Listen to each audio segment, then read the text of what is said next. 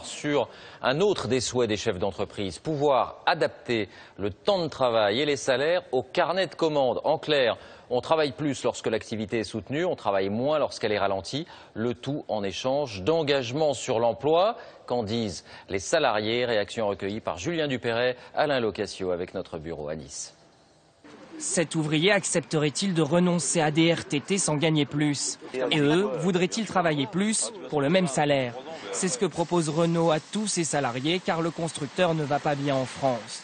Réponse de ces ouvriers de l'usine de Flins, protestation et débrayage avec un refus net. Hors de question.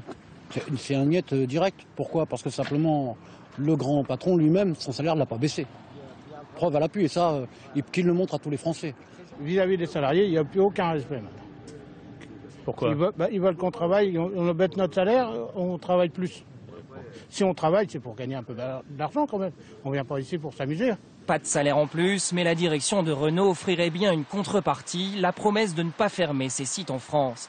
C'est le principe de ce que l'on peut appeler un accord entre la compétitivité et l'emploi.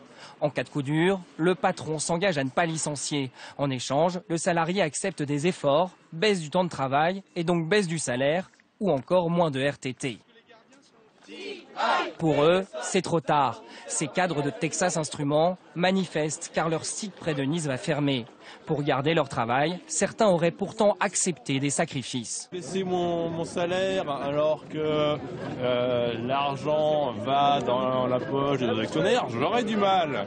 Mais si c'est pour travailler dans une entreprise qui est respectueuse de ses employés, moi je dis pourquoi pas.